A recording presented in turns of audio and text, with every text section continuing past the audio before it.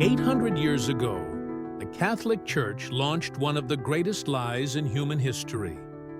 Under the noble slogans of liberating the Holy Land, a cynical plundering of entire nations was concealed. The Crusaders did not liberate Christians, they killed them. They did not defend the faith, they traded it for profit. Today, we will reveal the truth about how the Church deceived all of Europe and concealed its crimes for centuries. Prepare to learn the shocking truth about the Crusades. Subscribe to the channel so you don't miss new exposés of historical myths. In the comments, we will discuss a controversial question. Could the Crusaders' aggression against Orthodox Byzantium have been stopped if Eastern and Western Christians had united against their common enemies? Or was the schism between the churches already inevitable? On November 27, 1095, at the Council of Clermont, words were spoken that changed the course of European history. Pope Urban II rose before the assembled clergy and feudal lords to deliver a speech whose consequences would be felt for 8 centuries. He spoke of a holy war, of the need to liberate the Holy Sepulchre from the infidel Muslims.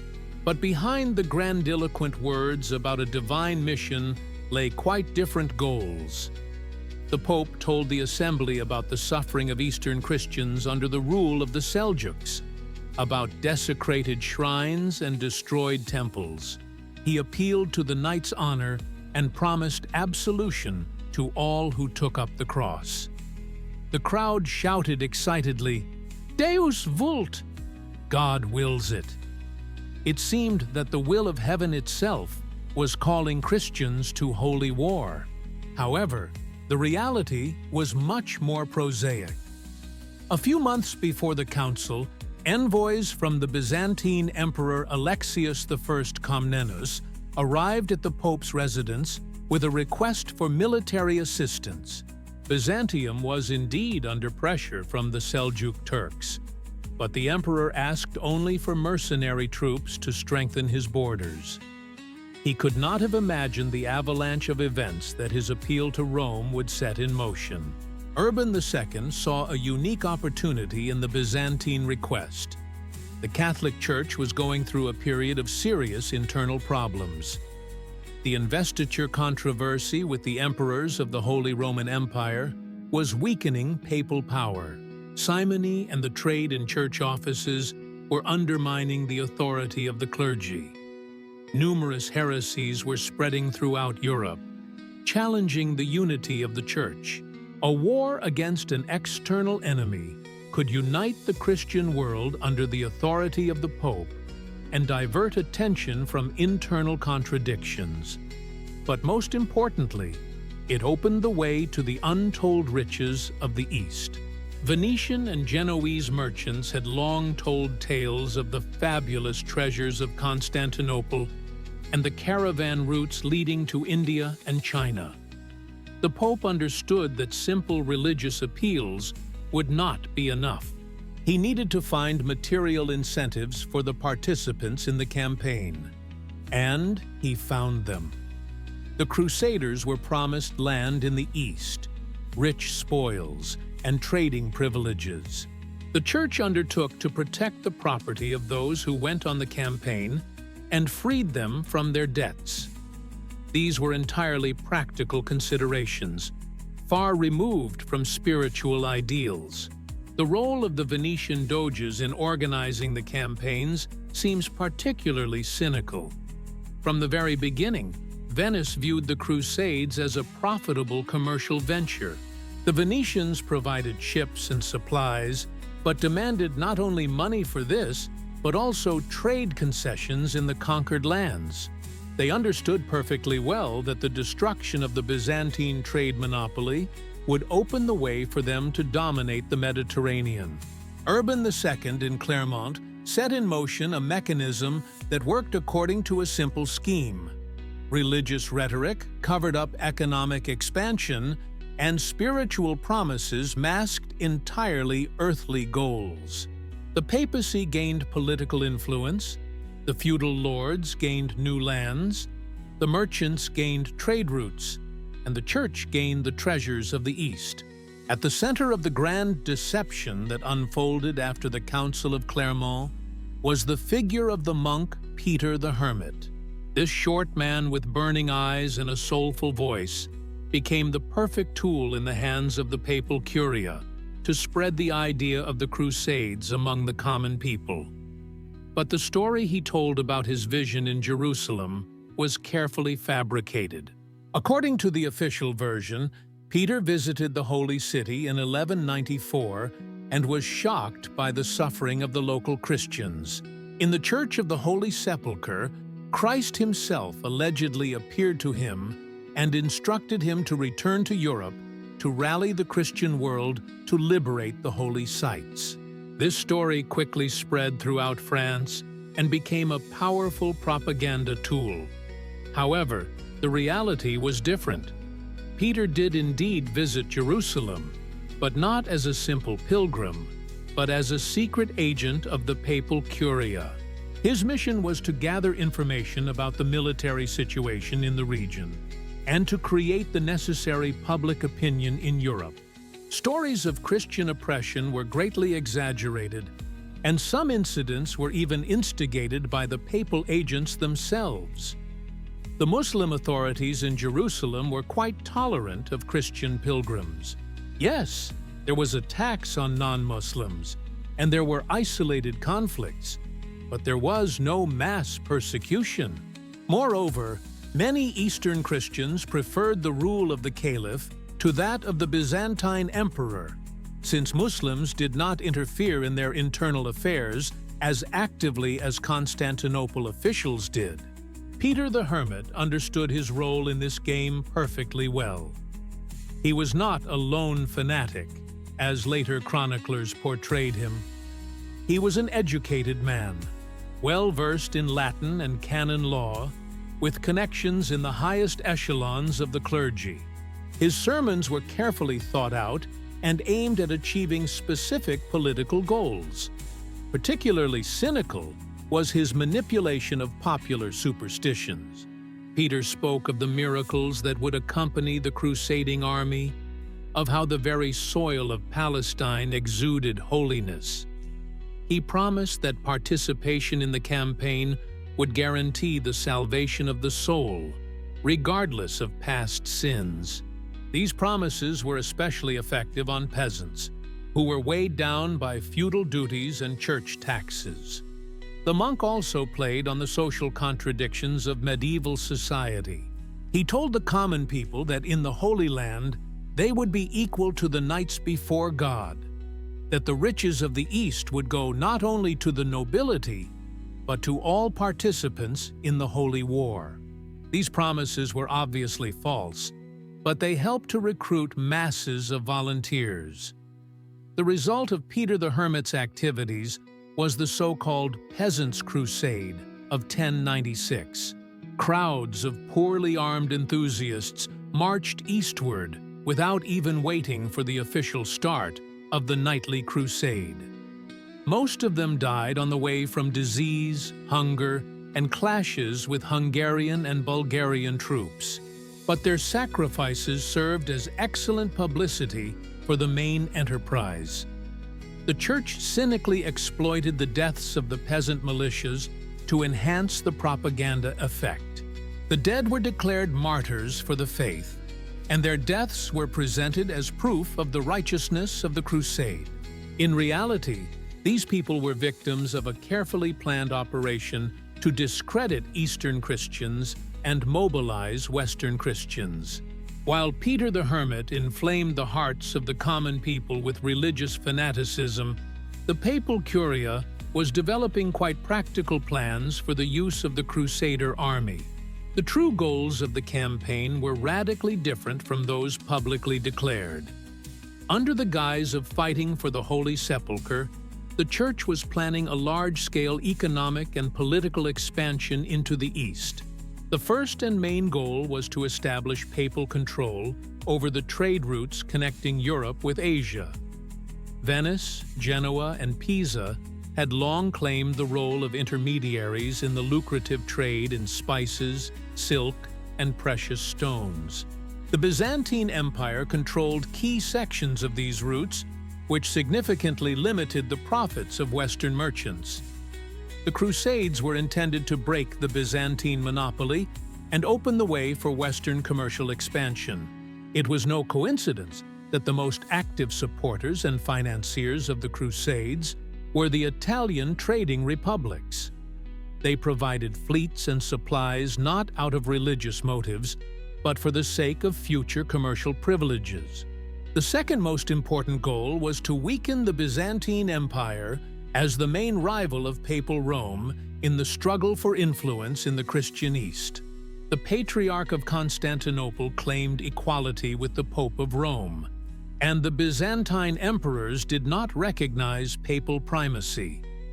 The Crusades provided a unique opportunity to strike a blow against this rival under the guise of helping.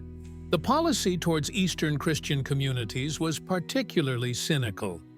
Publicly, the Crusaders went to liberate their fellow believers from Muslim rule. In reality, however, the Catholic Church regarded the Orthodox, Monophysites, Nestorians, and other Eastern Christians as heretics who should be forced to unite with Rome or destroyed.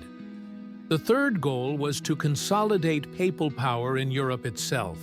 The Crusades allowed the papacy to declare itself the supreme arbiter in the Christian world, standing above kings and emperors. The right to declare holy wars, grant indulgences and absolution, and dispose of the property of those who went on the campaign greatly strengthened the position of the Roman Curia. The economic calculations were extremely cynical. The Church understood perfectly well that most of the Crusaders would die on the campaign without leaving any heirs. Their property, according to Church law, would pass to the monasteries and bishoprics. Thus, every Crusader who died enriched the Church treasury. At the same time, there were plans to create a network of Church states in the East, formally independent, but in fact subordinate to Rome. These states were to become a source of steady income for the papal curia in the form of church taxes, tithes on commercial transactions, and military contributions from the local population. A special role was assigned to military monastic orders, the Templars, the Knights Hospitaller, and later the Teutonic Knights. Officially, they were created to protect pilgrims and fight the infidels. In reality, they were the papacy's intelligence and financial structures, ensuring the transfer of Eastern riches to European monasteries. Finally, the Crusades solved the demographic problem of Western Europe. By the end of the 11th century, population growth was outpacing the capacity of agriculture. The younger sons of feudal lords had no inheritance, and peasant families were fragmented to critical levels. War in the East was a way to get rid of extra mouths and potential rebels. All these calculations were carefully hidden from the ordinary participants in the campaigns. They were told about a sacred mission, about the struggle between light and darkness, about rewards in the afterlife. In reality, they became pawns in a grand game, the goal of which was to redistribute wealth and power in favor of the Roman Church. In the spring of 1097, the first Crusader armies set out on the roads of Europe. Official historiography presents this movement as a spiritual impulse of Christian knighthood. The reality turned out to be much darker. The path of the warriors of Christ was marked by bloodshed, looting, and pogroms, which primarily affected their fellow Christians. The first victims of the Holy War were not Muslims, but European Jews. The Rhine pogroms of 1096 turned into a veritable genocide. The The Crusader troops of Emmekon, of Leiningen, Volkmar, and Gottschalk methodically destroyed the Jewish communities in Speyer, Worms, Mainz, Cologne, and other cities. The logic of the pogromists was extremely cynical. Why go and fight the infidels in the East when you can rob people of other faiths here in Europe? Jewish communities were rich, defenseless, and conveniently concentrated in urban neighborhoods. The Crusaders demanded that they either be baptized, give up their gold, or die. The events in Mainz were particularly horrific. When a crowd of Crusaders broke into the Jewish quarter, a massacre began that lasted several days. Chronicles preserve accounts of parents killing their own children to save them from forced baptism. More than 1,000 people were killed, virtually the entire Jewish population of the city. The church authorities hypocritically condemned these atrocities in words, but did nothing to stop them. Moreover, some of the property seized from the Jews went to the church treasury as voluntary donations for the Holy War. Pope Urban II called for mercy towards the Jews in his letters, but these appeals were purely formal. No less tragic was the fate of the Byzantine territories through which the Crusaders passed. Emperor Alexius Comnenus expected the arrival of small mercenary troops, but instead received a huge, diverse army that behaved like conquerors. The Crusaders plundered Orthodox monasteries, raped local women, and killed anyone who tried to resist. The conflict with Godfrey of Bouillon's army near Constantinople was particularly telling. When the emperor demanded that the Crusader leaders swear allegiance to him for future conquests, they responded with an open threat to storm the capital. Only the military superiority of the Byzantines forced the Western Knights to negotiate. The crossing of the Bosporus turned into a real disaster for the local population. The Crusaders seized all food, slaughtered livestock, and burned houses. Many Byzantine villages were completely devastated by the passage of the liberators of the Holy Land. The Orthodox clergy watched with horror as their Western co-religionists behaved worse than pagan barbarians. In Asia Minor, the Crusaders encountered organized resistance from the Seljuks, but even here their behavior was far from Christian ideals. After the capture of Nicaea, they massacred prisoners despite promises of safety. In Antioch, the Crusaders ate the bodies of slain Muslims, an act of cannibalism that shocked even medieval chroniclers. The policy of the Crusader leaders toward local Christian communities was particularly cynical. Armenian, Syrian, and Maronite Christians welcomed the Western liberators as saviors from Muslim rule.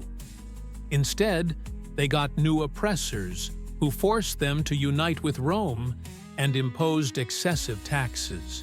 The Crusaders' journey to the East revealed the true face of this holy enterprise. It was not a mission of liberation, but a war of conquest, disguised by religious slogans. Everyone became victims of Crusader fanaticism. Jews, Orthodox Christians, Muslims, and Eastern Christians. The only winners were the church hierarchs and Italian merchants, who remained safe in Europe and counted the profits from this bloody adventure. On July 15, 1099, the Crusaders stormed Jerusalem. This day went down in history as a triumph of Christian arms, the liberation of the Holy Sepulchre after 4.5 centuries of Muslim rule. But behind the chronicler's pompous descriptions lies one of the most horrific massacres in the history of the Middle Ages. The siege of the Holy City lasted more than a month. The Crusaders, exhausted by the long march and decimated by disease, struggled to hold back the onslaught of the defenders led by Emir Iftikhar ad-Dawla. The situation of the Christian army was critical. Their supplies of water and provisions were running out, and there was no help in sight. The arrival of a Genoese squadron with siege engines and engineers saved the Crusaders. Italian merchants invested money in the campaign not for religious reasons, but for future trade privileges. Their calculations proved correct. After the capture of the city, the Genoese received an entire quarter in Jerusalem and the right to trade duty-free. The assault began at dawn. The Crusaders employed a tactic that would soon become their trademark: show no mercy. The defenders of the city fought desperately, knowing that there would be no prisoners. When the Western Wall was breached, an orgy of violence began that lasted 3 days. The Muslim population of Jerusalem was slaughtered to the last man. The Crusaders killed men, women, children, and the elderly. More than 70,000 people were slaughtered in the dome of the Rock Mosque, including imams and scholars who had sought refuge there. Blood flowed through the streets of the city in streams. This is not a metaphor used by chroniclers, but the literal truth. The Crusaders did not spare the local Christians either. Copts, Armenians, Jacobites, anyone who did not belong to the Latin Rite was considered a heretic. Many were killed along with Muslims, as in the heat of the massacre, the Crusaders did not distinguish between them. The Orthodox Patriarch of Jerusalem was expelled, and his place was taken by a Latin prelate. The Jewish population of the city was locked in a synagogue and burned alive. The Crusaders surrounded the building, set it on fire, and sang Te Deum while listening to the cries of the dying. This was a deliberate continuation of the policy of genocide that had begun in the cities of the Rhine. The looting of the city continued for weeks. The Crusaders opened graves in search of hidden treasures, looted mosques and churches, and took away everything of any value. A significant part of the loot was sent to Europe as donations from pious pilgrims. In reality, these were the plundered treasures of the ancient city. The behavior of the clergy was particularly cynical. Priests not only blessed the massacre, but also actively participated in it. Chronicles preserve descriptions of how Latin clerics killed Muslim scholars, destroyed ancient manuscripts, and desecrated Islamic shrines. It was not just a war, but cultural genocide. After the massacre, the Crusaders held a Thanksgiving service in the Church of the Holy Sepulchre. Knights, covered from head to toe in the blood of innocent people, sang praises to God for the victory He had granted them. It is difficult to imagine a more blasphemous scene in the history of Christianity. The Jerusalem massacre revealed the true nature of the Crusader movement. Under the slogans of liberating the Holy Land, there was a policy of total destruction of all who did not fit into the plans of the Western Church. Muslims, Eastern Christians, Jews, all were declared enemies to be exterminated or expelled. The news of the capture of Jerusalem caused jubilation in Western Europe. Pope Paschal II announced special Thanksgiving services, and chroniclers sang the praises of the Crusaders. No one mentioned the tens of thousands of civilians killed, the destroyed shrines, or the transformation of the city of three religions into ruins. The lie of a holy war triumphed, while the truth was buried under piles of corpses. After the capture of Jerusalem, the Crusaders created a system of states in the Middle East that existed under the guise of Christian kingdoms, but were in fact colonial structures for the exploitation of the local population. The Kingdom of Jerusalem, the Principality of Antioch, and the counties of Edessa and Tripoli became testing grounds for methods of governing the conquered territories. Officially, these states were created to protect the Holy Land and Christian pilgrims. In reality, they functioned as machines for siphoning off the wealth of the East for the benefit of the Western Church and European feudal lords. The local population, Muslims, Eastern Christians, and Jews, became second-class citizens, deprived of their basic rights. The Crusader states were headed by Western knights who had acquired their possessions not by right of inheritance, but as military spoils. Godfrey of Bouillon, who became the first ruler of Jerusalem, took the title not of king, but of defender of the Holy Sepulchre, emphasizing the religious nature of his power. This was purely a propaganda ploy to conceal the real goals of the conquest. The economic system of the Crusader states was based on the ruthless exploitation of the local population. Muslim peasants were taxed several times more than they had been under previous rulers. Artisans were forced to work exclusively for the needs of the Crusaders. Trade was monopolized by Italian merchants. The policy towards religious shrines was particularly cynical. Mosques were converted into churches or destroyed. Muslim cemeteries were desecrated, and Islamic manuscripts were destroyed. At the same time, Eastern Christian churches were transferred to the jurisdiction of the Latin clergy, and local priests were forced to unite with Rome. Military monastic orders played a key role in this system of oppression. The Templars, Hospitallers, and later the Teutonic Knights received extensive landholdings and the right to collect taxes. Officially, they protected pilgrims and fought against infidels. In reality, they were military financial corporations that ensured the transfer of Eastern wealth to Europe. The administration of the Crusader states was based on the principle of apartheid. Western knights and clergy formed a ruling caste with exclusive privileges. Local Christians occupied an intermediate position. They were tolerated but not trusted with important posts. Muslims and Jews were treated as pariahs, deprived of basic rights. The demographic situation in the Crusader states was catastrophic for the conquerors. There were critically few Western colonists, no more than 100,000 in a territory with a local population of millions. This forced the Crusaders to rely on terror and repression to maintain power. The cultural policy of the Crusaders was aimed at the total destruction of local traditions. The Arabic language was replaced by Latin and Old French, Islamic architecture was destroyed, and Eastern Christian rites were banned. The goal was to create a copy of Western European feudal society in the Middle East.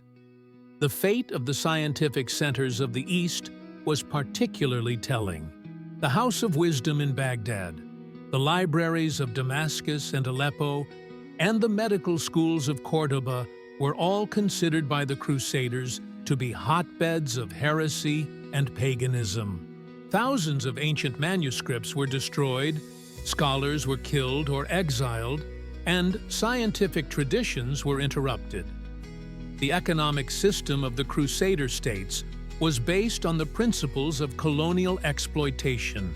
The local population became a source of cheap labor, and the region's natural resources were used to enrich Western feudal lords and the church. Profits from the trade in spices, silk, and precious stones ended up in European cities.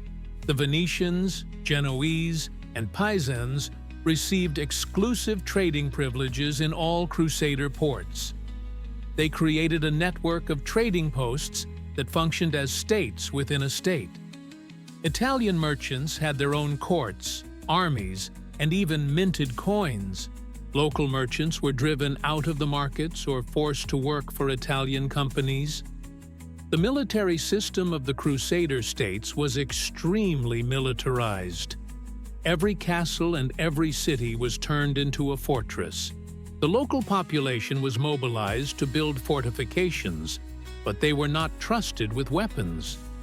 The Crusaders understood that they were in a hostile environment and prepared for constant war. The religious policy of the Crusaders was characterized by extreme intolerance.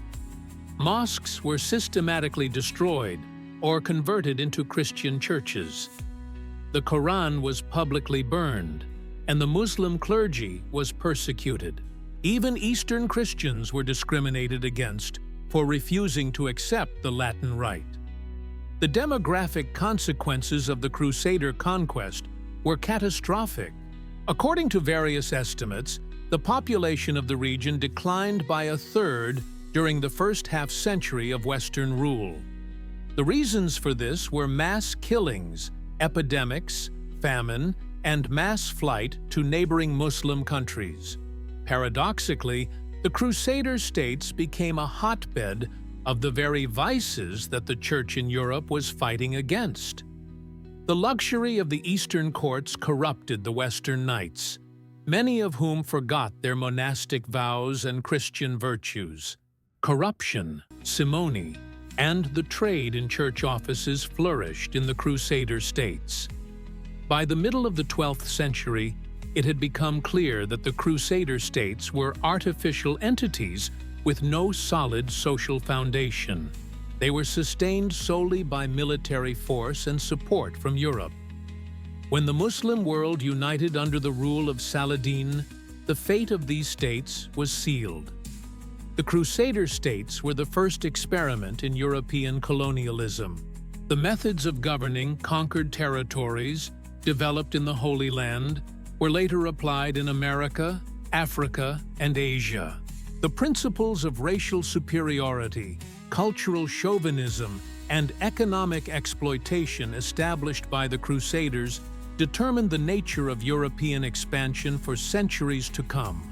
The Fourth Crusade of 1204 was the culmination of the hypocrisy of the Catholic Church and finally exposed the true goals of the Crusader movement. The campaign, officially aimed at liberating Jerusalem from the Muslims, ended with the capture and plundering of Christian Constantinople, the greatest center of Orthodox Christianity and heir to the Roman Empire. The campaign was initiated by Pope Innocent III, one of the most power-hungry pontiffs in history. He dreamed not only of returning the Holy Land, but also of subjugating the Eastern Church to the papal throne. The Byzantine Empire, weakened by internal strife and external wars, seemed an easy prey for the realization of these plans.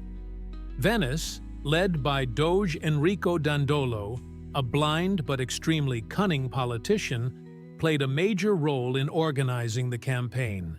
The Venetians had long regarded Byzantium as their main competitor in Eastern trade.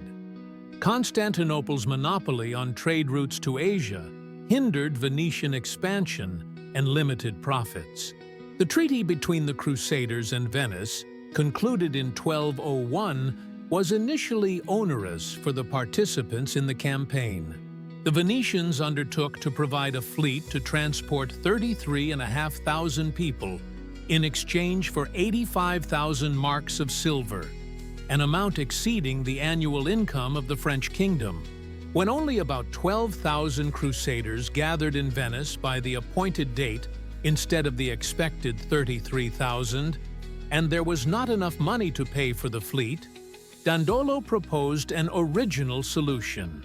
The Crusaders were to help Venice regain control of the Dalmatian city of Zadar in exchange for a deferral of payment. The capture of Zadar in November 1202 was the first act of betrayal of the crusading ideal. The city was inhabited by Catholics and was formally under the protection of the Hungarian king, who himself had taken up the cross. Pope Innocent threatened excommunication for attacking a Christian city, but his protests were merely formal. After Zadar, the Venetians proposed an even more cynical deal. They supported the claims of Alexius IV Angelus to the Byzantine throne in exchange for the promise of a huge contribution and the submission of the Eastern Church to Rome. The Crusaders agreed to participate in this adventure, forgetting their vows to liberate the Holy Sepulchre. The first siege of Constantinople in July 1203 ended with the overthrow of Emperor Alexius III and the enthronement of the Crusaders' puppet. However, the new emperor was unable to fulfill the promises made to his Western allies. The Byzantine treasury was empty, and the population was hostile to union with Rome. When a rebellion against the Latinophiles broke out in Constantinople in January 1204, the Crusaders received a long-awaited excuse to storm the city. Officially, they were avenging the murder of Alexius IV, but in reality, they were carrying out a premeditated capture of the Byzantine capital. The agreement on the division of spoils, concluded between the Crusaders and the Venetians even before the assault, clearly showed the true goals of the liberators of the Holy Land. Venice was to receive 3/8 of all conquered territories, including key trading posts and islands. The Franks claimed the rest of the empire and the imperial title. The storming of Constantinople on April 9th to 13th, 1204, became one of the greatest catastrophes in the history of Christianity. The Crusaders, who had sworn to defend the Christian faith, turned into murderers and looters who descended on the ancient center of Christian civilization. The behavior of the Venetian Doge Dandolo was particularly symbolic. The 90-year-old blind man personally participated in the assault, demanding that his soldiers show no mercy to the schismatics. A man who had never seen the beauty of Hagia Sophia ordered the plundering of the greatest temple of the Christian world.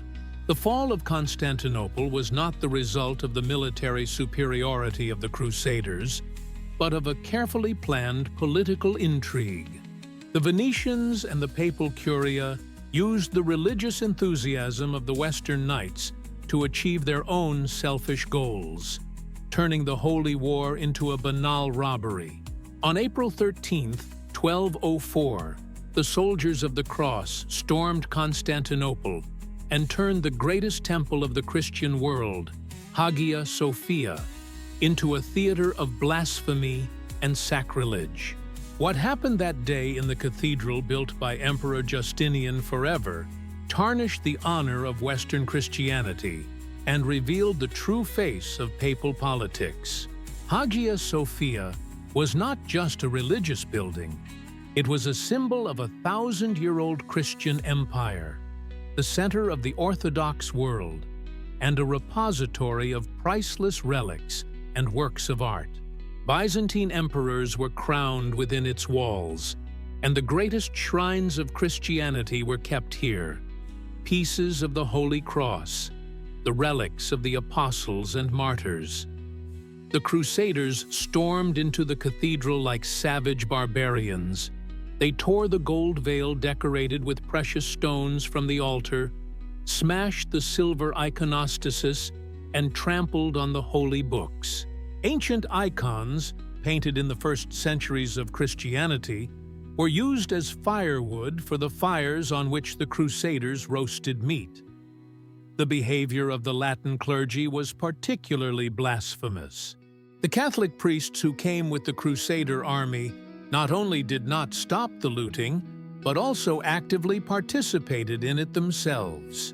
They broke precious stones out of icon frames, divided sacred vessels among themselves, and desecrated the altar by celebrating Mass on it, according to the Latin rite.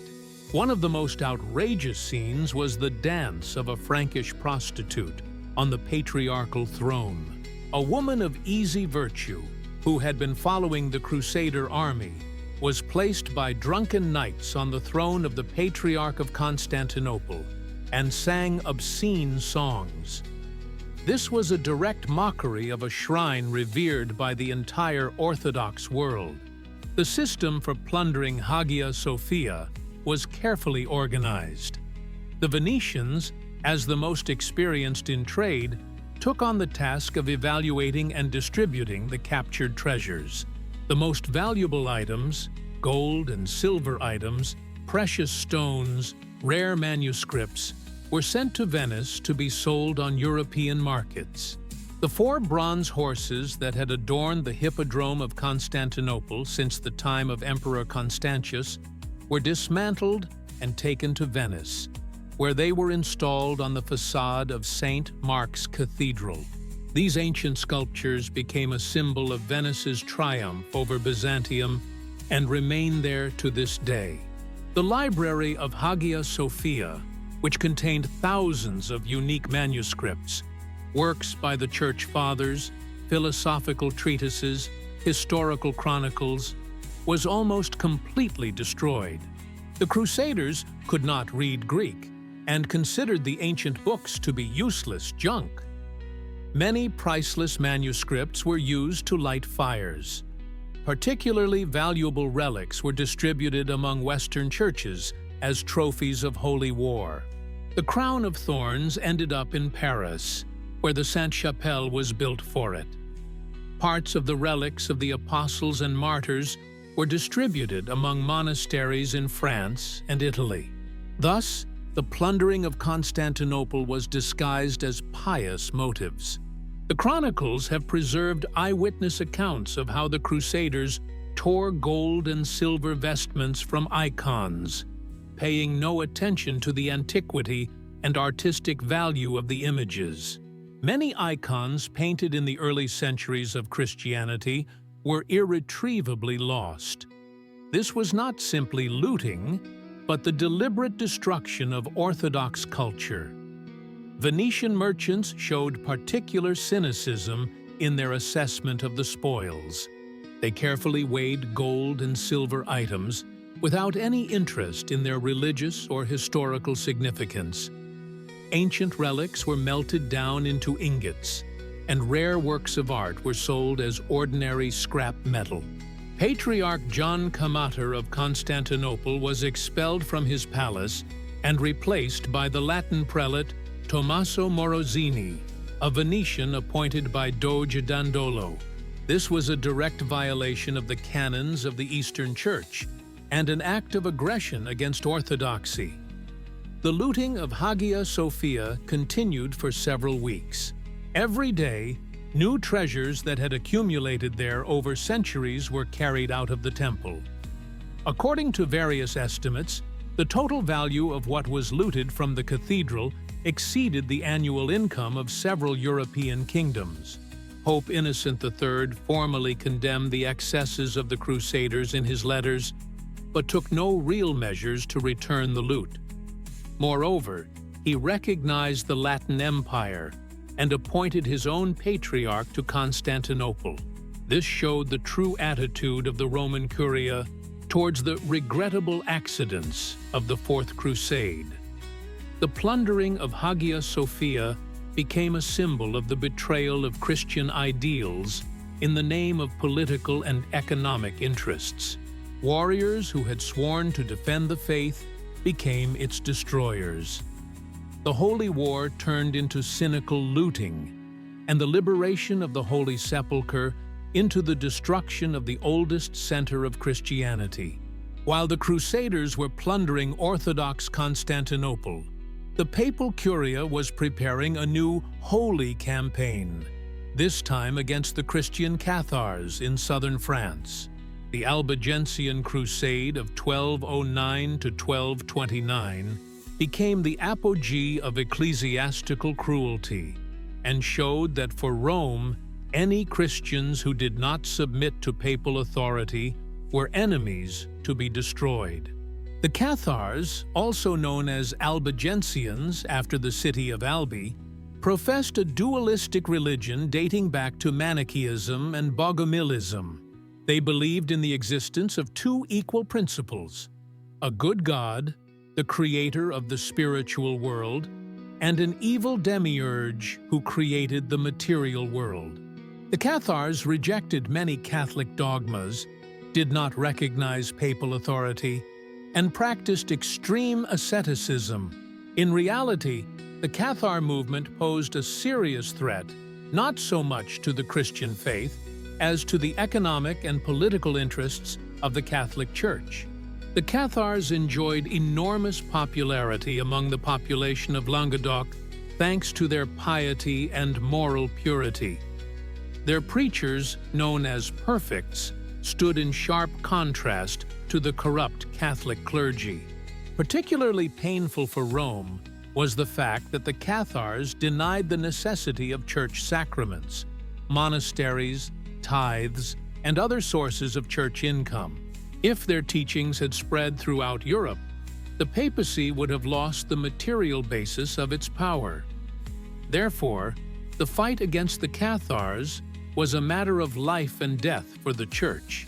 Count Raymond VI of Toulouse, formerly a Catholic, patronized the Cathars and refused to participate in their persecution.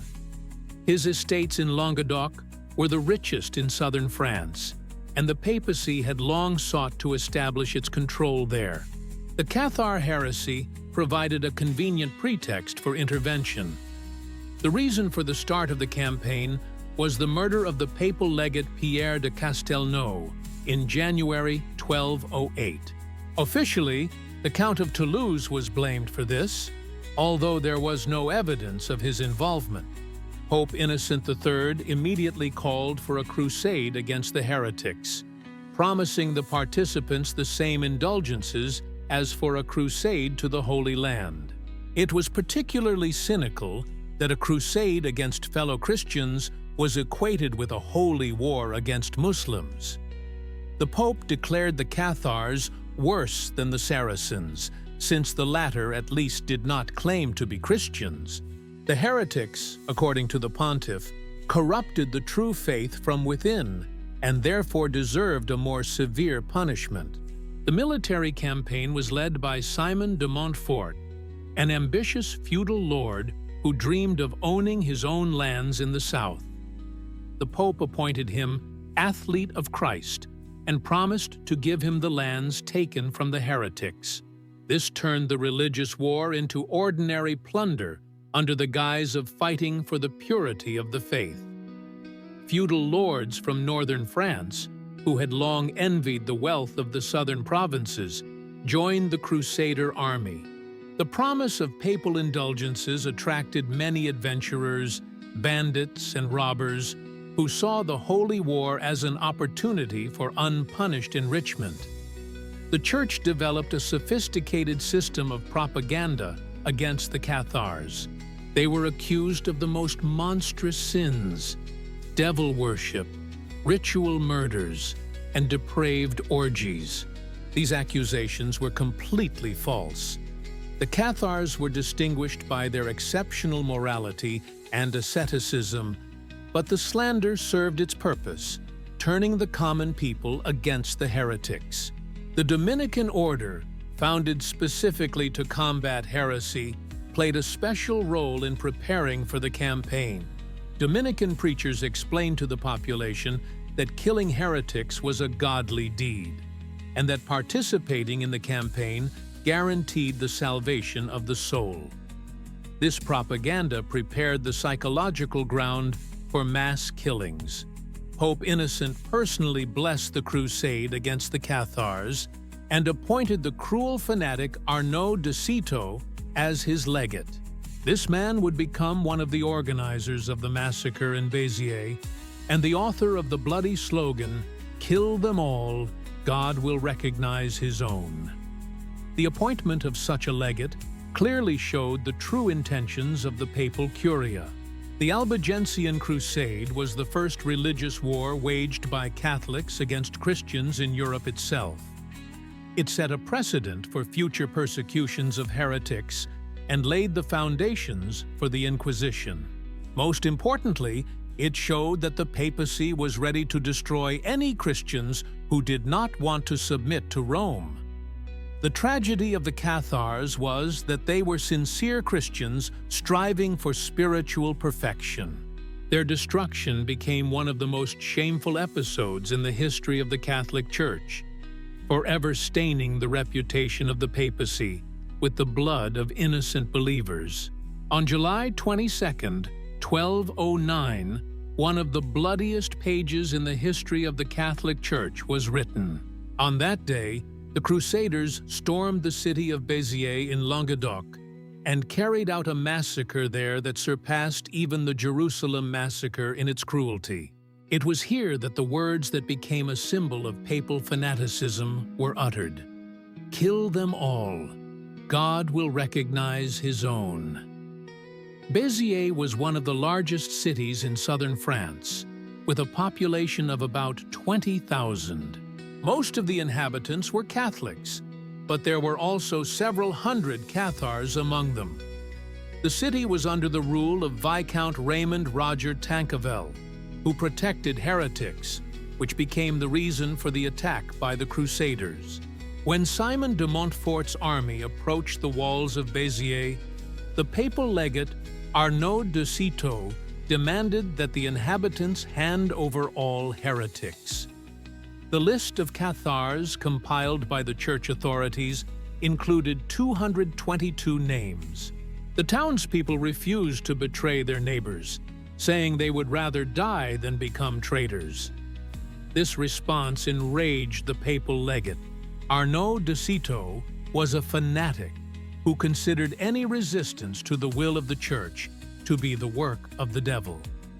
He ordered the Crusaders to spare no one in the city, uttering his infamous phrase, "Cedite eos, novit enim Dominus, qui sunt eius." Kill them all, for the Lord knows his own. The assault on Béziers began at dawn. The Crusaders employed a tactic of total terror, designed to demoralize the entire Languedoc region. They made no distinction between Cathars and Catholics, men and women, adults and children. The goal was one: to show that resistance to the papal will was punishable by death. The massacre in the Cathedral of Saint-Nazaire was particularly horrific. Thousands of residents, including Catholic priests, sought refuge there, hoping for the sanctity of the holy place. The Crusaders broke into the temple and carried out a massacre right at the altar. Blood flowed down the steps of the cathedral, and the bodies of the slain piled up to the ceiling. The chronicles preserved the horrific details of the massacre. The Crusaders killed infants, raped women before killing them, and tortured the elderly in an attempt to find out where treasures were hidden. No one was spared, neither age, gender, nor social status. Rich townspeople died alongside beggars, nobles alongside commoners. Abbot Guy de Cernay, a participant in the campaign, wrote to Pope Innocent, "Our people spared neither age nor sex, and killed about 20,000 people. After this great slaughter, the entire city was looted and burned." The figure may have been exaggerated, but the fact of the total destruction of the population is beyond doubt. The behavior of the clergy during the massacre was particularly cynical. Catholic priests not only did not try to stop the killing of their fellow believers, but also participated in the looting themselves. They consecrated the weapons of the Crusaders, blessed the killers, and divided the looted property. This was a complete perversion of Christian precepts. After the massacre, the Crusaders set fire to the city. Béziers burned for several days, and the smoke was visible for dozens of kilometers around. This fire was intended to serve as a warning to all the cities of Languedoc. This is what awaits those who dare to resist the will of the Pope. News of the massacre in Béziers quickly spread throughout southern France. Many cities, learning of the fate of Béziers, immediately surrendered to the Crusaders without resistance. Terror proved to be an effective means of coercion. The fear of a repeat of the Béziers massacre paralyzed the will to resist. Pope Innocent III, upon receiving the report of the capture of Béziers, publicly thanked God for the victory over the heretics. He did not express the slightest regret for the deaths of thousands of Catholics, calling them accidental victims of God's righteous wrath. This showed the true attitude of the papacy towards its own flock. The massacre in Béziers became a model for the entire Albigensian crusade. In the following years, the Crusaders used the same tactics of terror in Carcassonne, Lavaur, Montségur, and other centers of the Cathar movement. The goal was one: the complete eradication of heresy along with its bearers. The attitude towards Cathar children was particularly revealing. The Church declared them to be spawn of the devil, incapable of repentance. The Crusaders killed heretical children without any remorse, considering it a godly deed. Such inhumanity was unparalleled, even in the darkest periods of history. The slogan, "Kill them all, God will recognize his own," became a symbol of papal fanaticism and went down in history as the embodiment of religious intolerance. These words showed that for the Catholic Church, human life had no value when it came to protecting the interests of the Church. The massacre in Béziers laid the foundations for the future Inquisition and became the prototype for all subsequent religious wars in Europe. The methods of terror developed in Languedoc were later used against the Hussites, Protestants, Orthodox Christians, and all other heretics who refused to submit to the Roman Curia. The Albigensian Crusade ended not only with the physical destruction of the Cathars, but also with the creation of an institutional system of terror known as the Inquisition. What began as a holy war against heretics turned into a permanent mechanism for suppressing any dissent in the Catholic world.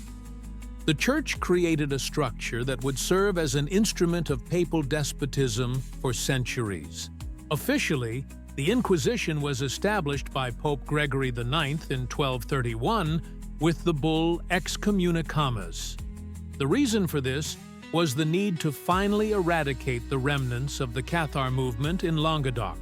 In reality, however, the Inquisition was created as a universal tool for combating any manifestations of independence from the Roman Curia.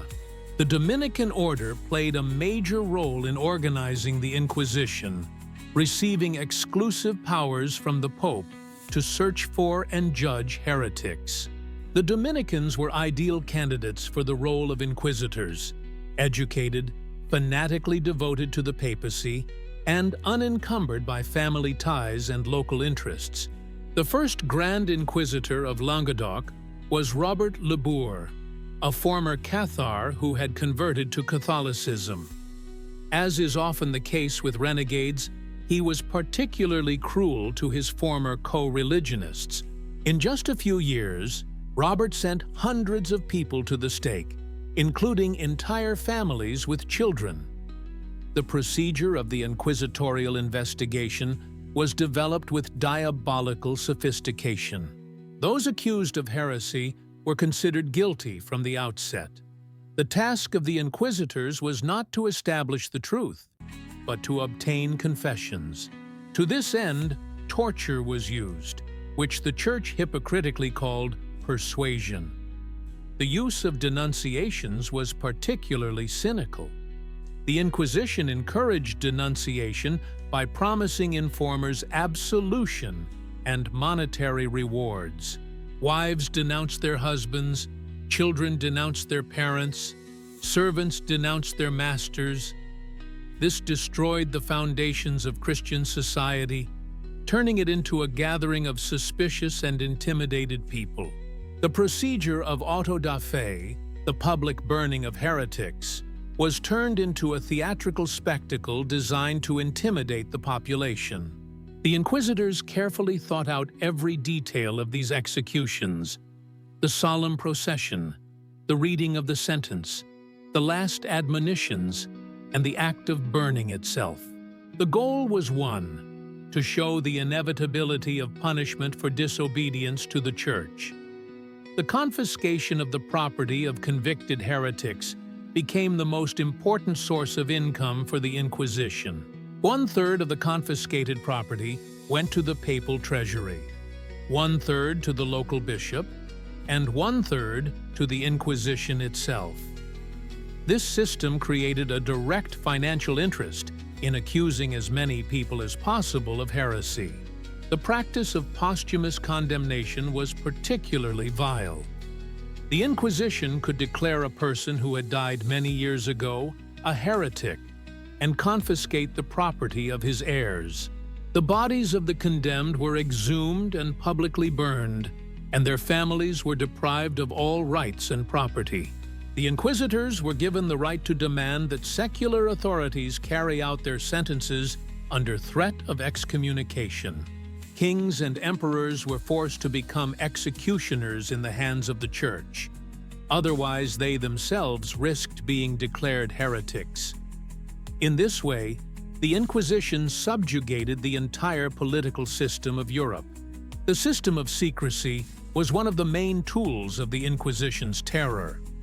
The accused did not know who had accused him, what exactly he was accused of, or who was testifying against him. He had to clear his conscience, that is, confess to all possible sins, hoping to guess what the inquisitors wanted to hear. The torture methods used by the Inquisition were particularly sophisticated. The Church formally prohibited the shedding of blood, so methods of torture were invented that did not leave bloody wounds: the rack, the Spanish boot, water torture, and suspension. Victims were driven to the brink of insanity, but formally, Church regulations were not violated. The Inquisition created an extensive network of secret agents and informants throughout Europe. Every suspicious conversation, every careless word could be grounds for a charge of heresy. People were afraid to talk even to close relatives, knowing that any phrase could be interpreted as blasphemy. The persecution of the so-called obstinate, people who refused to admit their guilt or renounce their beliefs, was particularly cruel. They were subjected to the most sophisticated tortures and then burned alive over a slow fire. The Church declared such people to be unrepentant heretics who did not deserve mercy. The Inquisition acted not only against religious dissidents, but also against anyone who posed a threat to the interests of the Church. Scientists, philosophers, doctors, alchemists, all of them risked being suspected of heresy if their activities did not please the Church authorities. The Inquisition system lasted for almost 600 years and was finally abolished only in the 19th century. During this time, hundreds of thousands of people died in the torture chambers of the Inquisition or at the stake. It was the longest and most systematic terror in human history, carried out in the name of Christian love. The creation of the Inquisition was the logical conclusion of the evolution of the Crusader movement. What began as a war against the external enemies of Christianity turned into terror against Christians themselves. The Church created a machine of repression that worked against anyone who dared to think independently or criticize papal policy. By the end of the 13th century, 200 years after the first call to liberate the Holy Sepulchre, the true results of the Crusades had become apparent. The official goal, to return the Holy Land to Christian control, was never achieved. However, completely different goals, carefully hidden behind religious rhetoric, were accomplished with remarkable efficiency. The main beneficiaries of the Crusades were the Italian trading republics, especially Venice. Before the Crusades, the Venetians were minor players in Eastern trade, forced to pay duties to Byzantium for the right to trade in Constantinople. The Crusades radically changed this situation. Venetian revenues from Eastern trade increased tenfold. Control over key ports in the Eastern Mediterranean, Constantinople, Acre, Tripoli, and Latakia, gave the Venetians a monopoly on the trade in spices, silk, and precious stones. Venice became the richest trading power in Europe. Genoa and Pisa also benefited greatly from the Crusader expansion. The Genoese established themselves in the Black Sea, gaining access to trade routes leading to Central Asia. The Pisans controlled trade with North Africa.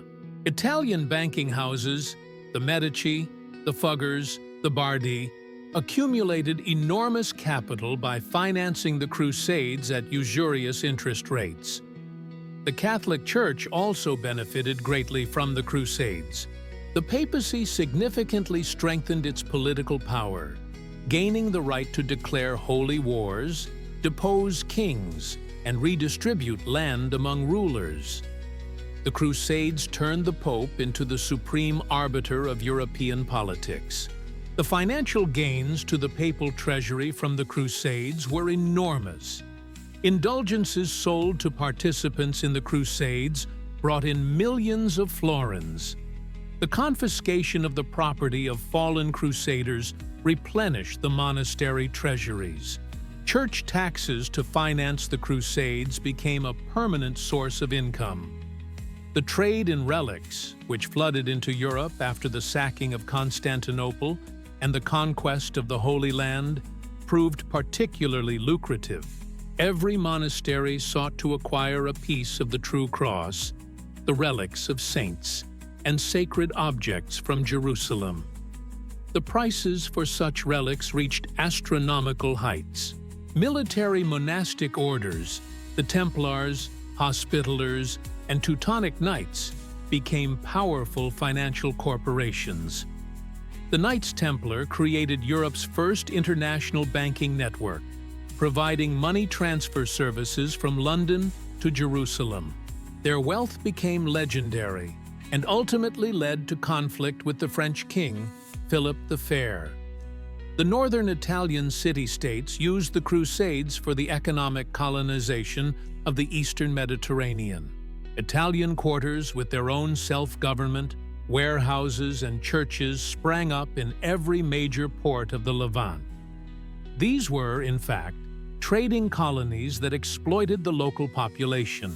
A secondary but extremely important result of the Crusades was Europe's introduction to the achievements of Arab and Byzantine civilizations. The Crusaders brought not only material wealth to the West, but also knowledge, works on mathematics, medicine, philosophy, and astronomy. This contributed to the development of European science and culture. However, the price of this progress was enormous. The Crusades led to the depopulation of vast areas of the Middle East. Hundreds of thousands of people died in wars from disease and starvation. Many ancient centers of civilization, Antioch, Edessa, Tripoli, never recovered from the Crusader conquest. The economic consequences of the Crusades for the ordinary people of Europe were catastrophic. Peasants sold their land to equip themselves for the campaign, and returned, if they returned, destitute. Craftsmen went bankrupt by going on the Crusades. Entire villages were deserted, leading to the decline of agriculture. The social consequences of the Crusades were also contradictory. On the one hand, they contributed to the mobility of the population and the weakening of serfdom. On the other hand, they led to increased religious intolerance and created an atmosphere of constant war in Europe. The Crusades laid the foundations for European colonialism. The methods of governing conquered territories, developed in the Crusader states, were later applied in America, Africa, and Asia. The ideology of holy war against the infidels became a justification for European expansion throughout the world. The consequences for interfaith relations were particularly tragic.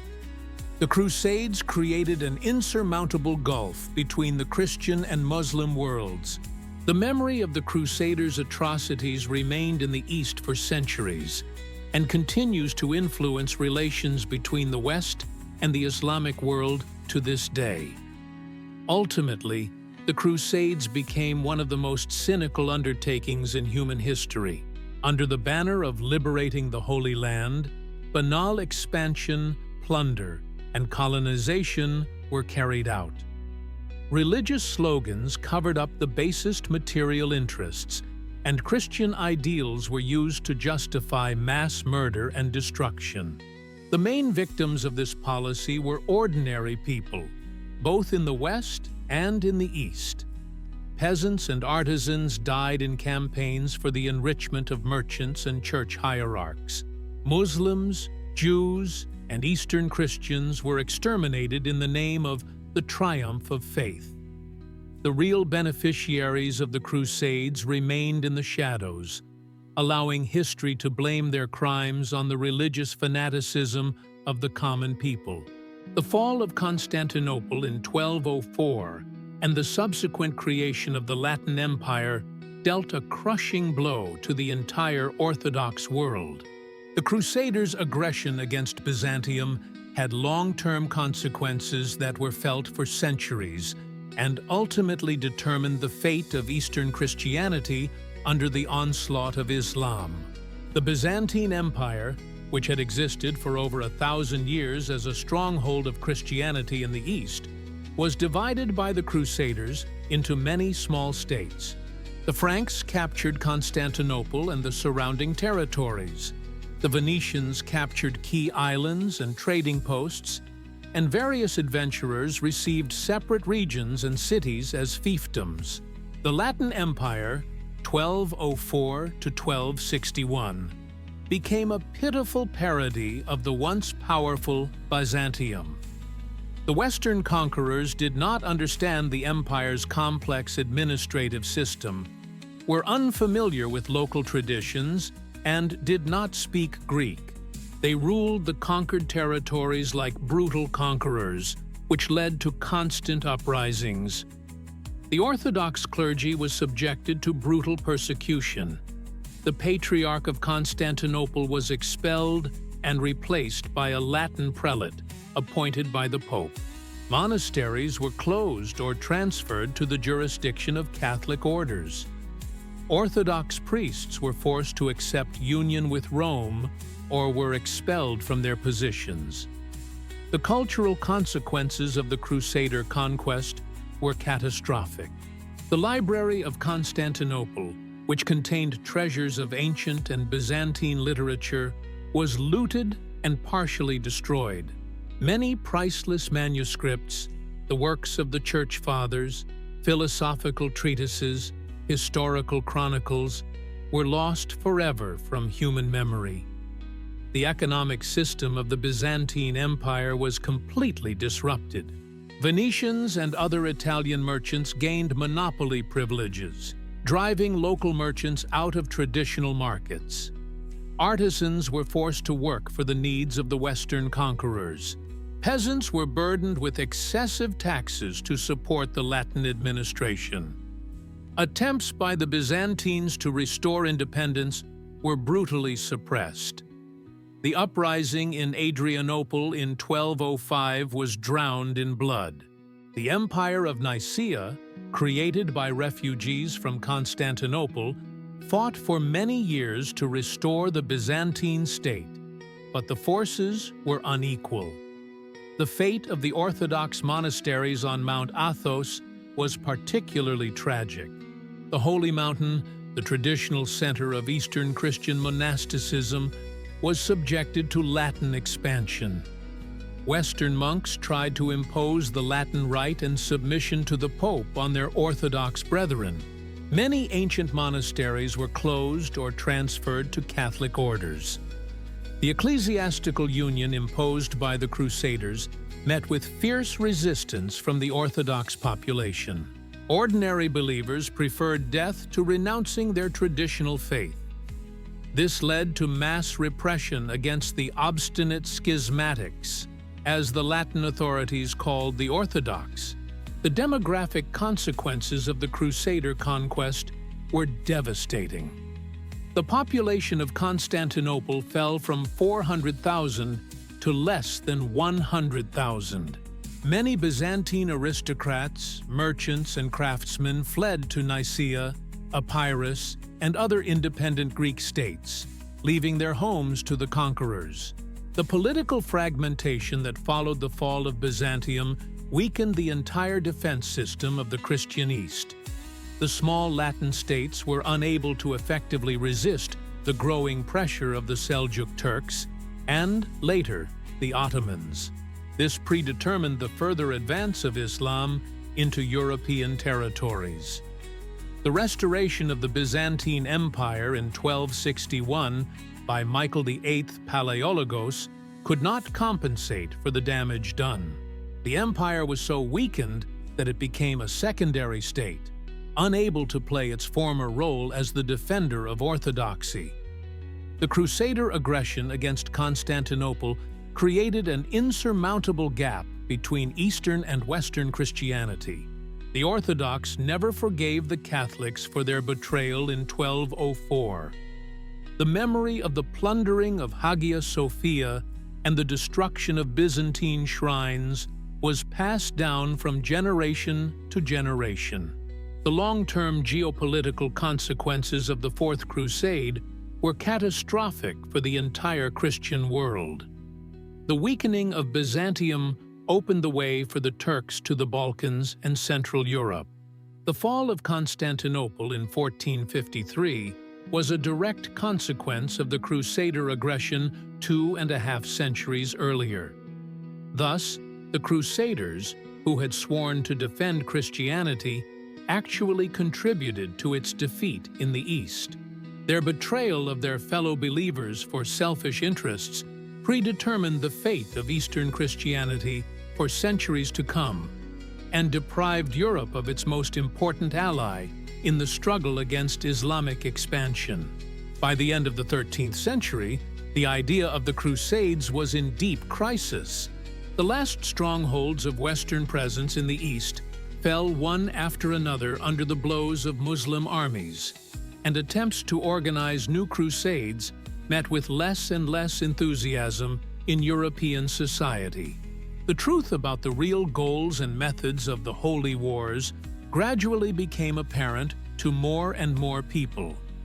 Saladin, having united Egypt and Syria under his rule, dealt a crushing blow to the Crusader states. The Battle of Hattin on July 4, 1187, was a turning point in the history of the Crusades. Almost the entire Crusader army was destroyed, and the Kingdom of Jerusalem ceased to exist as an independent state. Saladin's capture of Jerusalem on October 2nd of the same year demonstrated the striking contrast between Muslim and Christian policies. While the Crusaders had carried out a horrific massacre in the city in 1099, Saladin showed mercy to the defeated, allowing Christians to buy their freedom or leave the city with their possessions. The Third Crusade, 1189 to 1192, involving 3 European monarchs, Richard the Lionheart, Philip Augustus, and Frederick Barbarossa, failed to recapture Jerusalem. Despite some military successes, the campaign ended in a compromise peace, under which the Christians retained only a narrow strip of coastline. The Fourth Crusade, which turned against Constantinople, finally discredited the Crusader movement in the eyes of Eastern Christians. The Orthodox world no longer regarded their Western co-religionists as potential allies, which seriously weakened the common Christian front against Islam. The subsequent Crusades, the 5th, 6th, and 7th, were increasingly adventurous in nature. Frederick II managed to obtain Jerusalem for 15 years through diplomacy during the 6th Crusade. But this was a temporary concession that did not change the overall balance of power in the region. Louis IX, known as Saint Louis, undertook 2 crusades, to Egypt, 1248 to 1254, and Tunisia, 1270, but both ended in catastrophic defeat. The king himself died of illness in Tunisia, and his army was almost completely destroyed. The main reason for the collapse of the Crusader idea was the unification of the Muslim world under the rule of the Ayyubids and then the Mamluks. Sultan Baybars systematically captured Crusader fortresses, using the same tactics of terror that the Crusaders themselves had once used. The fall of Antioch in 1268 marked the symbolic end of the Crusader epic. This city, one of the first to be conquered by the participants of the First Crusade, was completely destroyed, and its population was massacred or enslaved.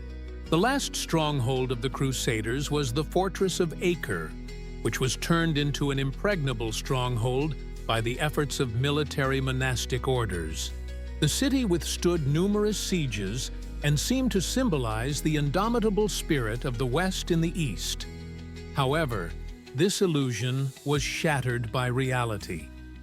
The siege of Acre by the Mamluk Sultan al-Ashraf Khalil began in March 1291. Despite the heroic resistance of the Templars, Hospitallers, and other defenders, the city fell on May 18th. With the fall of Acre, the two-century history of the Crusader states in the East came to an end. The last Crusaders were evacuated from the island of Arwad in 1302. Thus ended the Western presence in the Holy Land, which had begun with such ambitious plans 2 centuries earlier. Nothing remained of the grand designs to liberate the Holy Sepulchre except bitter memories and shattered illusions. Having lost their primary mission, the military monastic orders were forced to seek new areas of activity. The Templars became international bankers, but their wealth aroused the envy of the French King Philip the Fair, who in 1307 organized their arrest and destruction. The Hospitallers moved first to Cyprus, then to Rhodes, where they created a new state. The Teutonic Order turned to crusades against the pagans in the Baltic region, but this activity also degenerated over time into ordinary territorial expansion. The ideological collapse of the crusading movement was already evident to contemporaries. Roger Bacon wrote that the Crusades did more harm than good to Christianity. Raymond Lull proposed replacing military expansion with peaceful missionary activity. Attempts by the papacy to organize new crusades in the 14th century met with less and less response. European monarchs were busy with their own wars and did not want to spend resources on adventures in the East. French kings fought with the English, German emperors with popes, and Italian cities with each other. The collapse of the crusading idea marked the beginning of the end of medieval papal supremacy. While in the era of Innocent III, popes could raise entire nations to holy wars, in the 14th century, their authority fell catastrophically. The Avignon captivity of the popes became a symbol of the degradation of the once almighty institution. Thus, the Crusades, which began as an attempt to unite the Christian world under the authority of the papacy, ended in complete failure of all their stated goals and discredited the very idea of religious war. The history of the Crusader movement became a lesson in how noble ideals can be distorted by selfish interests and lead to results that are directly opposite to the original intentions. For 800 years, the Catholic Church carefully concealed the truth about the Crusades, creating a mythology of holy wars that radically distorted the real events and motives of the participants. Official historiography, controlled by the Church, portrayed the Crusaders as noble knights fighting for their faith, and their opponents as bloodthirsty barbarians threatening Christianity. The process of falsifying history began during the Crusades themselves. Church chroniclers received clear instructions on how to cover events. The massacre in Jerusalem was presented as just retribution for the infidels, the sacking of Constantinople as punishment for the schismatics, and the destruction of the cathars as the triumph of the true faith. The economic motives behind the crusades were concealed with particular care. The role of Venetian merchants in organizing the Fourth Crusade was either ignored or presented in the most favorable light. The trading privileges obtained by Italian cities as a result of the Crusades were not mentioned at all. The system of church censorship ensured strict control over all information about the Crusades. Monastery libraries, where historical chronicles were kept, were inaccessible to secular researchers. Manuscripts containing information compromising the church were destroyed or carefully edited. The Inquisition played a key role in suppressing alternative versions of the history of the Crusades. Any attempt to critically reflect on the events of the past was considered potential heresy. Scholars who dared to question the official version risked ending up in the torture chambers of the Inquisition. The cult of the Crusader martyrs was actively promoted by the church authorities. Those who died in the Crusades were canonized, and churches and monasteries were dedicated to them. Louis IX was declared a saint, despite the disastrous results of his crusades. This created an atmosphere of religious worship of the Crusader movement. Secular literature of the Romantic era finally mythologized the image of the Crusaders. The Song of Roland, the novels about King Arthur, and the poems of Torquato Tasso portrayed the participants of the campaigns as exemplary knights, motivated exclusively by religious motives. Real history was replaced by a beautiful legend. The Catholic interpretation of the Albigensian Crusade was particularly cynical. The massacre at Béziers was presented as an inevitable evil in the fight against heresy. The destruction of the highly developed civilization of Languedoc was justified by the need to defend the true faith. They preferred to remain silent about the cultural and economic losses. The Protestant Reformation was the first to seriously challenge the Catholic version of the history of the Crusades. Luther, Calvin, and other reformers accused the papacy of distorting Christian ideals and using religion to achieve political goals. However, their criticism was also one-sided. The Enlightenment brought the first attempts at a scientific analysis of the Crusades. Voltaire, Gibbon, and other 18th-century historians began to critically re-examine traditional ideas.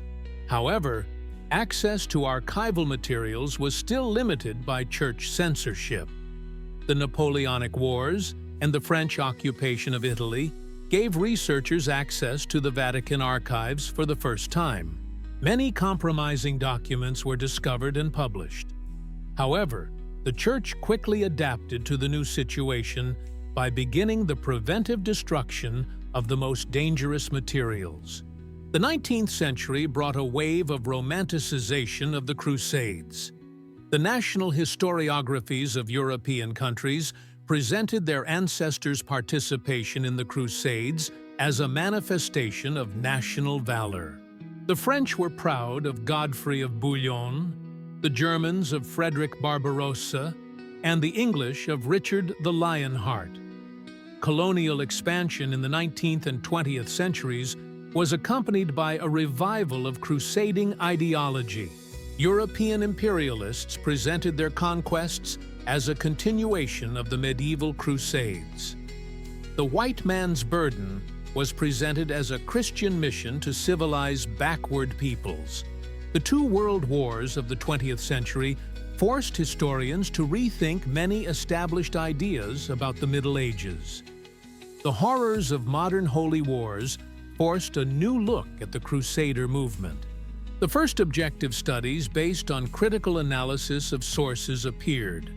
The Second Vatican Council, 1962 to 1965, brought the first official apology in history from the Catholic Church for the crimes of the past.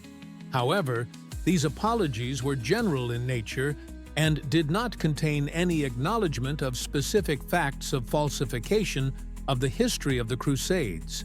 Contemporary research based on a wide range of sources, Byzantine, Arab, Armenian, Latin, allows us to reconstruct the true picture of the Crusader movement. The works of Stephen Runciman, John Richard, Jonathan Riley Smith, and other historians have debunked many myths about the Holy Wars. Nevertheless, the influence of 8 centuries of propaganda remains strong. Popular culture, films, novels, games, continues to reproduce a romanticized image of the Crusaders. Politicians use Crusader rhetoric to justify modern wars. Religious fundamentalists appeal to the example of medieval warriors of faith. The complete deconstruction of Crusader mythology remains an unfinished task.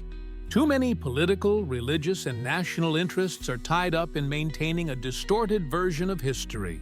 The truth about the Crusades continues to be resisted by those who have a stake in preserving old illusions about the nobility of medieval warfare.